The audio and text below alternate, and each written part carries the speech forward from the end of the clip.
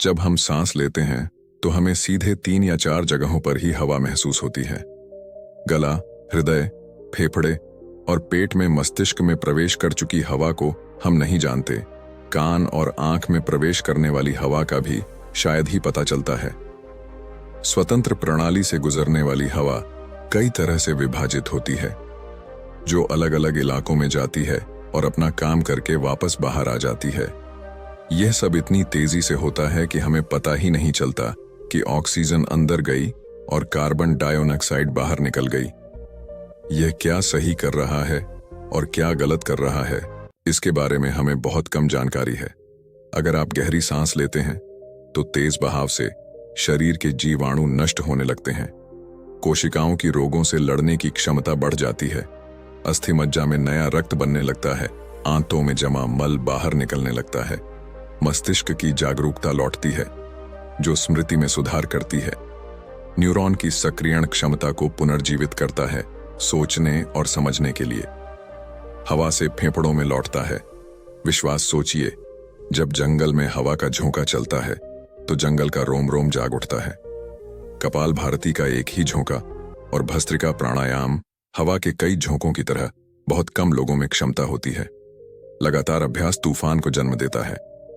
10 minute का तूफान आपके पूरे जीवन के साथ साथ आपके शरीर और दिमाग को भी बदल देगा। आजकल ज्यादातर लोगों की सांसें उखड़ जाती हैं और उथल पुथल से भरी रहती हैं या तेज चलती हैं। वे नहीं जानते कि तेजी से कैसे चलते रहें। जब क्रोध का भाव उठे तो सांस बदल जाती है। सेक्स का भाव आने पर भी सांस बदल जाती है। हर विचार और भावना के साथ हमारी सांस बदल जाती है, लेकिन यह हमारे खान पान और जीवन शैली के साथ भी बदल जाती है। दरअसल हमारी सांसों का मन और शरीर की स्थिति से गहरा संबंध है। पूरा योग विज्ञान सांस लेने के सही तरीके पर आधारित है। अगर हम सही तरीके से सांस लेना सीख लें तो जादू की तरह बदल जाएगा। हमारा जीवन आज की इस प्राचीन कहानी के माध्यम से हम विस्तार से जानेंगे कि सांस को सही तरीके से कैसे लिया जाता है और सांस के जादुई रहस्य के बारे में विस्तार से जानेंगे। नमस्कार दोस्तों, बोधि एक्टिवेटेड यूट्यूब चैनल पर आपका स्वागत है। इससे पहले आप इस वीडियो में खो जाएं, चैनल को लाइक और सब्सक्राइब जरूर करें। कभी एक आर्षि अपने आश्रम में अपने छात्रों को योग, ध्यान और प्राणायाम सिखाते थे। आर्षि स्वयं एक योगी हैं। उन्होंने अपने कई साल हिमालय की गुफाओं में साधना करते हुए बिताए, जहां उन्होंने कई सूक्ष्म मानवीय आयामों को गहराई से समझा और अब वे अपने अनुभव और ज्ञान का प्रसार करना चाहते थे। अपने छात्रों के माध्यम से जनता को ज्ञान। एक दिन रात के खाने के बाद उनके आश्रम का सबसे बुद्धिमान और होनहार छात्र उनके पास आता है। छात्र का चेहरा देखकर शिक्षक समझ गए कि उनके मन में कुछ सवाल उठ रहे हैं। जैसे ही शिक्षक पास आए, छात्र ने उन्हें प्रणाम किया और कहा, शिक्षक, मैं आपसे कुछ प्रश्न पूछना चाहता हूं। शिक्षक मुस्कुराए और कहा कि मुझे पता है कि मुझे यह सिर्फ आपके चेहरे को देखकर पता चला है। पूछें कि आपका प्रश्न क्या है। छात्र ने कहा कि आप अक्सर कहते हैं कि योग, ध्यान और प्राणायाम की नींव हमारी सांस है, और जैसे ही हम अपनी सांस को नियंत्रित करते हैं, हम अपने मन और विचारों को भी नियंत्रित करते हैं। तो आज मैं आपके पास सांस के रहस्य और इसके योग विज्ञान के बारे में जानने आया हूं। विस्तार से यह सुनकर गुरुदेव ने हल्की सी मुस्कान दी और फिर कहने लगे कि जैसा हमारा मन होता है वैसी ही हमारी सांसों की गति होती है, या जैसी हमारी श्वास वैसी हमारी मनोवृत्ति, अर्थात सब कुछ हमारी श्वास से जुड़ा है। हमारे भीतर क्या होता है और हमारे बाहर क्या होता है, हमारे जीवन में जो कुछ भी घटित होता है उसका हमारी श्वास से गहरा संबंध होता है। अर्थात श्वास की गति को नियंत्रित करके हम अपने मन और विचारों को नियंत्रित करें। यदि आप एक सच्चे योगी या साधक को ध्यान से देखें तो आप उसके चेहरे पर शांति देखेंगे। एक सच्चा योगी बुरी से बुरी स्थिति में भी खुद को शांत और स्थिर रख पाएगा। योगी अपनी भावनाओं को दबाता नहीं है, बल्कि वह अपनी सांसों पर नियंत्रण पा लेता है और सांसों को नियंत्रित करके अपने मन पर नियंत्रण कर लेता है। और जिस व्यक्ति का मन उसके वश में होता है, उसकी सभी समस्याओं का समाधान उसी के पास होता है।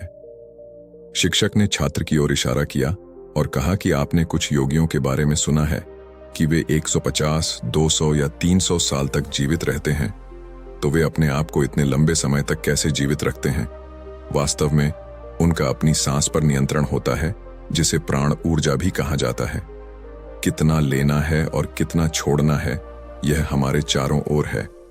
एक योगी यह अच्छी तरह जानता है कि वह इस काम में काफी हद तक श्रेष्ठ है, इसलिए वह अपनी जीवन ऊर्जा का उपयोग अपनी आवश्यकता के अनुसार कर सकता है। और यदि आप अपने शरीर को स्वस्थ रखना चाहते हैं, सामान्य से अधिक शक्ति चाहते हैं, तो आप एक तेज दिमाग चाहते हैं। इसलिए आपको अपनी सांसों को समझना होगा, आपको उन्हें नियंत्रित करना होगा, और एक बार जब आप उन्हें नियंत्रित कर लेंगे तो आपके जीवन में सब कुछ ठीक हो जाएगा। दरअसल डर, चिंता जैसी कोई चीज नहीं है। यह सिर्फ हमारे मन और भावनाओं का एक उत्पाद है, और केवल एक चीज हमारे मन और भावनाओं को नियंत्रित कर सकती है, और वह है हमारी सांस।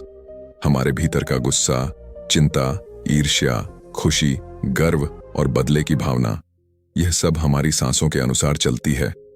अगर हमारे पास नियंत्रण है, हमारी सांसों पर यह सारा विकार हमारे नियंत्रण में हो जाता है। अगर आप किसी बच्चे को सोते हुए देखते हैं, तो आपको जरूर ऐसा महसूस हुआ होगा कि जब वह बच्चा सांस लेता है तो उसका पेट फैलता है, और जब वह सांस छोड़ता है तो उसका पेट फूल जाता है। इसका मतलब है कि बच्चा अपने पेट या नाभि से सांस लेता है, जो सांस लेने का सबसे स्वाभाविक और सही तरीका है, क्योंकि उसकी गहरी और लंबी सांस लेने से बच्चे का दिमाग उत्साहित रहता है और प्रकाश उसका शरीर ज्यादा स्वाभाविक तरीके से काम करता है। अगर किसी गलती के लिए उसे डांट या मार पड़ती है, तो वह उसे भी कुछ समय बाद भूल जाता है और अपने खेल में मशगूल हो जाता है। बच्चा इतना सरल हो पाता है क्योंकि उसकी श्वास स्वाभाविक होती है, यानी नाभि के माध्यम से बच्चे के शरीर को विकास की आवश्यकता होती है, और उसे विकास के लिए अधिक ऊर्जा की आवश्यकता होती है, और अधिक ऊर्जा के लिए उसे लंबी सांस लेने की आवश्यकता होती है। इसीलिए प्रकृति ने उसे लंबी सांसें दी हैं। हालांकि यह लंबी सांस हर आदमी को दी जाती है, लेकिन मनुष्य ने अपने जीवन में कुछ अप्राकृतिक परिवर्तन किए हैं, और अपनी श्वास को छोटा करके वह पेट के बदले छाती से श्वास लेता है। हम जितनी कम सांसें लेते हैं, हम उतनी ही चिंता और बकवास से भर जाते हैं कि हमारी सांसें कितनी लंबी और गहरी होंगी। हम उतने ही खुश और मस्त रहेंगे। एक व्यक्ति 1 मिनट में 14 से 15 बार सांस लेता है। सांस का सीधा संबंध हमारे मन की स्थिति और हमारे शरीर के कंपन से होता है। यदि 1 मिनट में ली गई सांसों की संख्या 11 से कम हो जाती है, तो हम अपने आसपास के कई कंपन को समझने लगेंगे, यानी जानवरों की आवाज हमें साफ सुनाई देगी। आपने सुना होगा कि शेर और बाघ जैसे भयंकर जानवर भी कुछ योगियों के सामने आते ही पालतू बिल्ली जैसे हो जाते हैं। ऐसा इसलिए होता है क्योंकि उन योगियों ने अपनी सांसों की संख्या को कम करके एक जानवरों की आवाज, भावनाओं और उनके कंपन के साथ संचार। अगर 1 मिनट में ली जाने वाली सांसों की संख्या 9 से कम हो जाए, तो हमारे लिए यह समझना आसान हो जाएगा कि पेड़ पौधे क्या फैला रहे हैं। अगर हमारी सांसें 6 से कम हैं, तो निर्जीव चीजें कैसे काम करती हैं। हमारे लिए निर्जीव वस्तुओं के कंपन और उनसे जुड़ी आवाजों को समझना आसान हो जाता है। दूसरे शब्दों में ब्रह्मांड की प्रकृति को समझा जा सकता है, और इस स्तर पर पहुंचकर कई योगी और संत ब्रह्मांड में होने वाली घटनाओं के बारे में भविष्यवाणियां करते हैं। हमारा शरीर जितना स्थिर होगा, हम उतनी ही कम सांस लेंगे। अपनी सांस को नियंत्रित करके बहुत कुछ किया जा सकता है जो सामान्य मानव जीवन से परे है। यौगिक परंपरा में यह भी कहा जाता है कि घंटों तक सांस रोककर व्यक्ति मानव जीवन के नए आयाम का अनुभव कर सकता है। इलाज अपने मन को वश में करके ही इनका निवारण किया जा सकता है। अपनी श्वासों को वश में करके मनुष्य ऐसी मन स्थिति में पहुंच सकता है जहां जीवन के उतार चढ़ाव उसे परेशान न कर सकें। कुछ लोग इन बातों को केवल एक कहानी समझ सकते हैं, क्योंकि आमतौर पर लोग ऐसा नहीं करते, और जिन बातों पर वे विश्वास नहीं करते हैं उन्हें अंधविश्वास के रूप में खारिज कर देते हैं। लेकिन जो लोग पुरानी योगी परंपराओं का पालन करते हैं, वे दावा करते हैं कि स्वामी राम उनमें से एक हैं। स्वामी राम हिमालय की गुफाओं में रहते थे। उन्होंने बचपन से ही योग के रहस्यों का अभ्यास किया था। एक अमेरिकन रिसर्च लेबोरेटरी ने अपनी सांसों को नियंत्रित कर अपने दिमाग और दिल पर इतना नियंत्रण हासिल कर लिया था कि यह जब और जब चाहे अपनी सांसों, दिमाग की तरंगों, दिल की धड़कनों और शरीर में खून के बहाव को रोक सकता था। प्रयोगशाला में स्वामी राम के शरीर पर शोध किया और उन्हें मृत घोषित कर दिया, लेकिन इस अवस्था में भी स्वामी राम सब कुछ महसूस और सुन सकते थे। यह देखकर शोधकर्ताओं की टीम दंग रह गई। साथ ही स्वामी राम अपने शरीर में ट्यूमर की वृद्धि को अपनी इच्छा के अनुसार बढ़ा या घटा सकते थे। कुछ समय पहले शोध दल ने हिमालय के योगियों के दावों को अंधविश्वासी और पाखंडी पाया। अचानक उन्हें यह आंतरिक विज्ञान लगने लगा, एक आंतरिक विज्ञान जो एक सामान्य व्यक्ति की कल्पना से परे है। ध्यान से सांस लेना एक प्राचीन योग तकनीक है। एक योगी जिसने श्वास पर नियंत्रण कर लिया, वह जब चाहे अपनी श्वास को रोक सकता है। स्वामी राम के अनुसार यदि आप अपनी श्वास को समझ लें, फिर आपके शरीर में होने वाले रोग, जिनका इलाज आज का चिकित्सा विज्ञान भी नहीं कर पाता, उन्हें सांस के द्वारा ठीक किया जा सकता है। शिक्षक ने आगे कहा कि जब समस्याएं विचलित करती हैं तो मन भी अस्थिर हो जाता है, लेकिन जब श्वास पूरी तरह शांत हो जाती है तो मन भी स्थिर हो जाता है और योगी दीर्घायु प्राप्त करते हैं। इसलिए हमें अपनी सांस को नियंत्रित करना सीखना चाहिए। गुरु ने शिष्य की आंखों में देखा और कहा कि आपको क्या लगता है कि आप जितनी गहराई में ले जाते हैं उतनी ही बाहर निकालते हैं? नहीं, सामान्य स्थिति में हम सांस अंदर लेते हैं, इसकी लंबाई 10 अंगुल होती है। सांस छोड़ते समय इसकी लंबाई 12 गुना हो जाती है। यहाँ एक उंगली लगभग 1 अंगुली के मोटाई के बराबर होती है। हमारे दैनिक जीवन में कुछ ऐसी चीजें होती हैं, इसे करते समय सांस कितनी देर अंदर जाती है, वह कई गुना लंबी सांस छोड़ता है।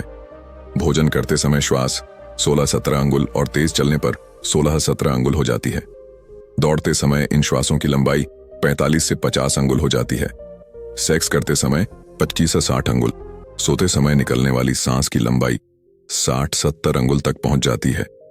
इसीलिए हमारे शास्त्रों में काम और क्रोध पर नियंत्रण रखने की बात कही गई है, क्योंकि यह हमारी जीवन शक्ति को नष्ट कर देता है। सांस को मनुष्य की जीवन शक्ति भी कहा जाता है। जब एक 200 साल के व्यक्ति से उसकी लंबी उम्र का राज्य पूछा गया तो उन्होंने 2 ही बातें कही, पहली नाभि तक पूरी सांस और दूसरी रीढ़ की हड्डी को हमेशा सीधा रखना। मूल रूप से अंदर ली गई सांस की लंबाई कम होती है और छोड़ी गई सांस की लंबाई लंबी होती है। छोड़ी हुई सांस की लंबाई की अगर किसी तरह कम कर दिया जाए तो लंबी उम्र पाई जा सकती है। स्वास्थ्य विज्ञान के अनुसार अगर छोड़ी हुई सांस की लंबाई 1 अंगुल कम हो जाए तो व्यक्ति कामहीन हो जाता है, यानी उसके अंदर से सेक्स खत्म होने लगता है। 2 अंगुल के खो जाने से सुख मिलता है, 3 अंगुल के खो जाने से बढ़ जाती है। लेखन शक्ति 4 अंगुल कम करने से वाणी की प्राप्ति होती है। 5 अंगुल कम होने से व्यक्ति दूरदृष्टि प्राप्त करता है। 6-7 अंगुल नीचे करने से साधक के अंदर तेज चलने की शक्ति आ जाती है। 1 सेकंड में एक स्थान से दूसरे स्थान तक पहुंच सकता है। 8 अंगुल घटाकर साधक को 8 सिद्धियां। पवन पुत्र हनुमान को अष्ट सिद्धियों का दाता कहा जाता था, क्योंकि उन्होंने अष्ट सिद्धियों को प्राप्त कर लिया था। मनुष्य, बस उन्हें जागरूक करने की जरूरत है। जब सांस की लंबाई 12 अंगुल से कम हो तो योगी को इच्छा मृत्यु की प्राप्ति होती है। तब वह जब तक चाहे अपने को जीवित रख सकता है, पर ये सोई हुई शक्तियां तभी जगेंगी जब मन में इन्हें जगाने की प्रबल इच्छा हो, और मन का स्थूल रूप श्वास है। इसलिए सबसे पहले अपने को वश में करना होगा। सांस। भगवान शिव पार्वती इड्डा नाड़ी को रात में और पिंगुड़ा नाड़ी दिन में बताते हैं। जो इन्हें रोकने में सफल होगा वही सच्चा योगी होगा। मित्रों, नाड़ी विज्ञान के बारे में हम एक और वीडियो में विस्तार से बात करेंगे। शिक्षक ने आगे कहा, यदि आप अपनी सांस को नियंत्रित करने में सक्षम हैं, तो आप बहुत सी चीजों को समझ सकते हैं कि वे प्राकृतिक हैं या अप्राकृतिक। हमारी सांस हमारे पूरे सिस्टम को शारीरिक और मानसिक दोनों तरह से नियंत्रित करती है। हम अपनी सांस को रोककर नहीं चल सकते। हम सांस से बाहर भागते हैं दौड़ना, क्योंकि हमारी सांसें हमारे शरीर को एक अज्ञात ऊर्जा देती हैं।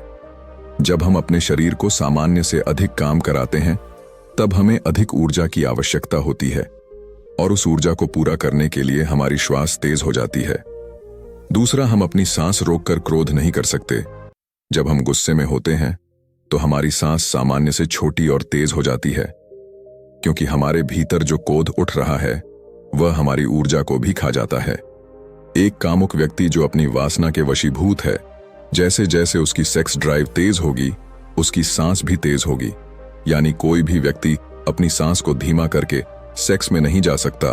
काम सूत्र लिखने वाले या सेक्स को समझने वाले योगियों ने सीखा कि सेक्स को कैसे नियंत्रित किया जाए या कोई ब्रह्मचर्य में कैसे उतर सकता है।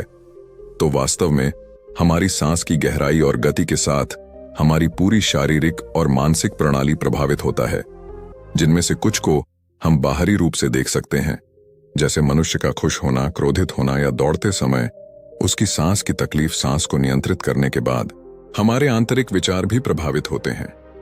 श्वास को तत्काल बदलने से हमारे विचारों और भावनाओं को भी बदला जा सकता है। ऐसा कहना सिखाता है, और कुछ देर के लिए चुप हो गया। फिर उन्होंने कहना शुरू किया, मनुष्य के भीतर की सारी प्रतिभाएं उसके पावर पॉइंट्स यानी उसके पास मौजूद 7 चक्रों में छिपी होती हैं। अगर कोई आपकी सोच से ज्यादा बुद्धिमान लगता है तो यह उसके चक्रों का प्रभाव है, यानी उसका खास चक्र सामान्य से ज्यादा सक्रिय है। व्यक्ति इसी तरह 6वीं इंद्रिय का सक्रिय होना यानी भविष्य में होने वाली घटनाओं का पूर्व ज्ञान होना, इस संभावना का संबंध मनुष्य के आज्ञा चक्र यानी उसके तीसरे नेत्र से है। लेकिन ये 7 चक्र किसी व्यक्ति में कभी भी पूरी तरह से जागृत नहीं होते हैं। किसी में अधिक, किसी में कम में मात्रा का ही अंतर है। वास्तव में मनुष्य की सबसे बड़ी भूल यह है कि वह अपने मन को सीधे वश में करने का प्रयास करता है। जो संभव नहीं है, उसे पहले अपनी श्वास को वश में करने का प्रयास करना चाहिए। मन अपने आप वश में हो जाएगा। हम मनुष्य अपनी 5 इंद्रियों कान, नाक, आंख, जीभ और त्वचा के माध्यम से इस जीवन को महसूस करते हैं। लेकिन ऐसे कई सूक्ष्म रहस्य और आयाम हैं जिन्हें हमारी 5 इंद्रियां नहीं पकड़ सकती। उदाहरण के लिए सूक्ष्म कंपन और गंध, जिसे एक कुत्ता पकड़ सकता है और महसूस कर सकता है। एक बिल्ली किसी भी अनहोनी को सबसे पहले भांप लेती है और रोने लगती है। एक गिद्ध जो जमीन पर छोटे से छोटे जीव को भी बहुत ऊंचाई से देखता है। और साथ ही बंदर और कई ऐसे पक्षी जो किसी भी प्राकृतिक आपदा जैसे भूकंप, ग्रहण, तूफान आदि को महसूस कर सकते हैं। आने से पहले और घटना होने से पहले ही वे सुरक्षित स्थान देखकर छिप जाते हैं। मनुष्य इन घटनाओं के स्पंदनों को पकड़ नहीं पाता है, तो इससे हमें पता चलता है कि हमारे चारों ओर ऐसे बहुत से स्पंदन और तरंगे हैं जिन्हें हमारी 5 इंद्रियां नहीं पकड़ सकती, लेकिन कुछ जीव पकड़ सकते हैं और उन्हें समझें। तो अगर हमें उन जानवरों और पक्षियों की यह संभावना मिल जाए तो हम एक अद्भुत इंसान हो सकते हैं। और क्योंकि हर जानवर की सांस लेने की संख्या अलग होती है, इसलिए उनकी संभावना भी अलग होती है। यदि हम भी अपने भीतर ऐसे अलौकिक गुणों को चाहते हैं तो अभ्यास द्वारा हमें अपने श्वासों की संख्या को कम करना होगा और हमें इसे उसी स्तर पर ले जाना है जहां हम इन कंपन को महसूस कर सकें। एक कुत्ता जो 1 मिनट में 27 से 28 सांसें लेता है। 10 से 12 साल तक जीता है इंसान 1 मिनट में 14 से 15 सांस लेता है। और जो 80 से 100 साल तक जिंदा रह सकता है। लेकिन कछुआ जो 1 मिनट में सिर्फ 5 से 6 बार सांस लेता है, वो 500 से 600 साल तक जिंदा रह सकता है। यह स्पष्ट है कि जिस जानवर के पास कम से कम सांसें होती हैं, वह इतना अधिक समय तक जीवित रह सकता है। हमारे पूर्वजों ने सांसों की संख्या कम करने और उनकी गहराई बढ़ाने के विज्ञान पर काम करना शुरू कर दिया था, क्योंकि वे समझ गए थे कि एक व्यक्ति को निश्चित संख्या में सांस दी जाती है, जीने के लिए महीने और साल नहीं, और सांस लेने की दर को कम करके जीवन काल को बढ़ाया जा सकता है। सांस का छोटा या लंबा होना की यह गति स्वाभाविक होनी चाहिए। इसमें व्यक्ति को सांस के साथ किसी भी तरह का जोर नहीं लगाना चाहिए, बल्कि अभ्यास द्वारा नाभि से श्वास को अपने जीवन का अंग बना लें। इसके बाद गुरुजी कुछ देर के लिए रुके और लंबी सांस ली और फिर कहने लगे, यौगिक प्रक्रिया एक शब्द, शोर, नाद या अथाह शोर से बनी है। यह एक सार्वभौमिक ध्वनि है। ध्वनि किसी आम आदमी को सुनाई नहीं देती, लेकिन ऐसा नहीं है कि टकराव से उत्पन्न ध्वनि का एक सरल विज्ञान है। जहां टकराव या घर्षण होगा वहां कंपन होगा, और जहां कंपन होगा वहां ध्वनि होगी। और टकराने से उत्पन्न ध्वनि हमारे इंद्रिय अर्थात कान सुन सकते हैं, लेकिन कुछ सूक्ष्म इंद्रियों हमारे शरीर के अंदर भी निवास करती हैं, जो अक्सर निष्क्रिय या शांत रहना पसंद करती हैं। लेकिन अगर हम इन इंद्रियों को सक्रिय करते हैं तो यह नाद की आवाज सुन सकती है। ऐसा एक सार्वभौमिक है ध्वनि जो घर्षण और टक्कर से उत्पन्न नहीं होती है। यह ध्वनि हमारे बाहर भी है और हमारे भीतर भी। लेकिन जो व्यक्ति मानसिक स्थिति के उस स्तर तक नहीं पहुंचा है, उसके लिए यह ध्वनि केवल एक कल्पना हो सकती है।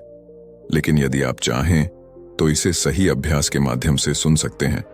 छात्र ने कहा, लेकिन वह अभ्यास क्या है? मास्टर जी ने कहा कि सबसे पहले आपको रोज कुछ समय अकेले में बैठकर अपनी सांसों पर ध्यान देना है। देखें कि सांस छाती से आ रही है या पेट से सांस आ रही है, तो पेट से लेने की कोशिश करें। यानी जब आप पेट में सांस फूल जाती है और जाते ही पेट पच जाता है। धीरे धीरे समय के साथ आपकी सांस का केंद्र आपकी नाभि से होकर गुजरेगा और नीचे चला जाएगा। यानी अब आपकी सांस आपकी नाभि के अंदर से आ रही है। लेकिन जिस दिन बिना ध्यान और अभ्यास के आपकी सांस स्वाभाविक रूप से नाभि के नीचे से दिन रात चलने लगेगी, उसी दिन से आपको नाद की ध्वनि सुनाई देने लगेगी। लेकिन ध्यान रहे, इस स्थिति को प्राप्त करना इतना आसान नहीं है। बहुत दृढ़ संकल्प और अभ्यास की आवश्यकता होती है दोस्तों। चिंता, भय, तनाव और आदत के कारण जब हम छोटी उथली सांसें लेते हैं तो हवा हमारे ऊपरी फेफड़ों तक ही सीमित हो जाती है, जिससे हमारे शरीर में कम ऑक्सीजन पहुंचती है और कार्बन डाइऑक्साइड बनने लगती है। शरीर अम्लीय हो जाता है, जिससे हमारी रोग प्रतिरोधक क्षमता कम हो जाती है। हमारी दृष्टि कमजोर होने लगती है, हमारा बौद्धिक और शारीरिक अक्षमताएं कमजोर होने लगती हैं और हमारा शरीर धीरे धीरे बीमारियों की चपेट में आने लगता है। लेकिन जब हम गहरी और लंबी सांसें लेने का अभ्यास करते हैं तो इससे और भी ज्यादा हवा हमारे फेफड़ों के निचले हिस्से तक पहुंच पाती है और न केवल हमारे शरीर को अधिक ऑक्सीजन मिलती है, बल्कि हमारे निचले फेफड़ों की गंदगी भी बाहर निकलने लगती है।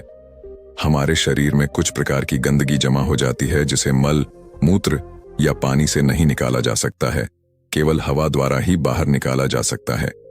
गहरी सांस लेने से हमारा डर, तनाव और चिंता भी दूर हो जाती है और हम खुश रहने लगते हैं। गहरी सांस लेने से कई मानसिक और शारीरिक फायदे होते हैं। तो दोस्तों, उम्मीद करता हूं कि यह वीडियो आपको पसंद आया होगा। कमेंट में अपना राय जरूर दें और चैनल को सब्सक्राइब जरूर करें और दोस्तों के साथ शेयर जरूर करें। तो मिलते हैं दूसरे वीडियो में, तब तक अपना ख्याल जरूर रखें।